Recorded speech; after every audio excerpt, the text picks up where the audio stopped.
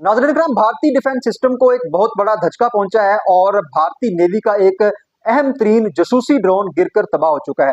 यह ड्रोन किस नौयत का था और इससे भारतीय डिफेंस सिस्टम को कितना नुकसान पहुंचा है, आइए इस व्लॉग में इसके ऊपर बात करते हैं। मतलब दोस्तों, भारत अपने डिफेंस सिस्टम को मजबूत करने के लिए हर साल अरबों डॉलर्स खर्च करता है। अगर 2024 की बात की जाए तो भारत ने अपने डिफेंस के लिए 75 अरब डॉलर जो है वो खर्च किए थे और ये डॉलर्स सिर्फ और सिर्फ चाइना और पाकिस्तान को मद्देनजर रखते हुए खर्च किए गए।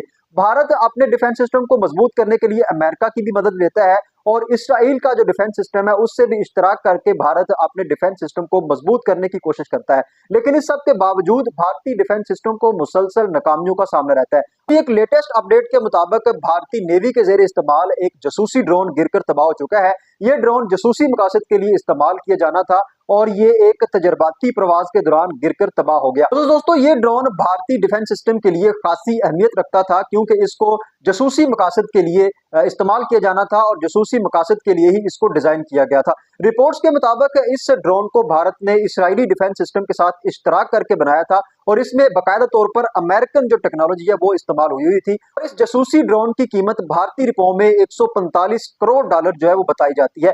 डेफिनेटली ये भारतीय डिफेंस सिस्टम के लिए एक बहुत बड़ा धचका है और बहुत बड़ा नुकसान है। लेकिन ये बात कोई नई नहीं है, भारतीय डिफेंस सिस्टम को इस तरह के धचके अक्सर लगते रहते हैं। अगर हम अदादोशुमार की बात करें तो अभी 2025 के अंदर भारतीय डिफेंस सिस्टम को एक बहुत बड़ा धचका उस वक्त लगा जब भारत का एक बहुत बड़ा जंगी हेलीकॉप्टर, जिसको दर्द हेलीकॉप्टर का नाम दिया गया है, वो मुतअद्दिद हादसात के बाद उसको ग्राउंड कर दिया गया। यानी कि यह हेलीकॉप्टर मुतअद्दिद हादसात का सबब बन रहा था और मुसलसल ये भारतीय डिफेंस सिस्टम को नुकसान पहुंचा रहा था, इसलिए इसको ग्राउंड कर दिया गया।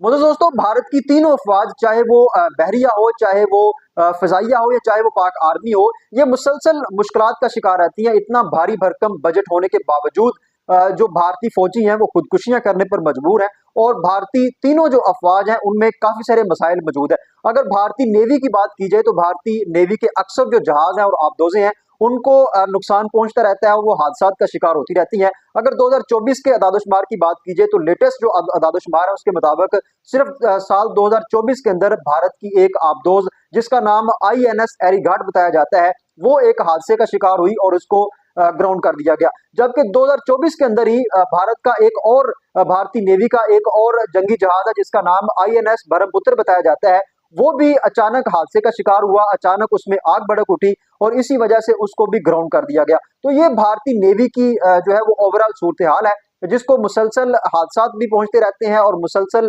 ये मसाइल का शिकार रहती है। इसी तरह साल 2018 और साल 2019 के अंदर भी भारतीय नेवी के मुख्तलिफ जो जंगी जहाज हैं वो हादसात का शिकार रहे और एक जंगी हेलीकॉप्टर जो भारतीय नेवी के जरिए इस्तेमाल था और उसको बड़े बड़े मकासद के लिए बनाया गया था, वो समंदर के अंदर गिरकर तबाह हुआ। और साल 2018 के अंदर भी भारत का एक रिमोट कंट्रोल जो ड्रोन है जिसको रिमोट के जरिए चलाया जाता था और ये भी जासूसी मकासद के लिए इस्तेमाल होता था और इसको इसराइल और अमेरिकन टेक्नोलॉजी के जरिए बनाया गया था और इसराइली जो डिफेंस सिस्टम है उसके इश्तराक से इस ड्रोन को बनाया गया था, वो भी दौरान प्रवास गिरकर तबाह हो गया था। तो नाज़रीन इकराम, ये थी भारतीय डिफेंस सिस्टम की एक मुख्तसर रिपोर्ट। ये अदादोशुमार सिर्फ हमने भारतीय नेवी के आपके सामने रखे हैं जो मुसलसल हादसात का शिकार रहती है और भारतीय डिफेंस सिस्टम के ऊपर अरबों डॉलर्स खर्च करने के बावजूद भारतीय डिफेंस सिस्टम उस तरीके से काम नहीं कर रहा। भारत इस हवाले से हम वक्तन फक्तन आपको अपडेट करते रहेंगे। तब तक के लिए इजाजत दीजिए। अल्लाह हाफिज।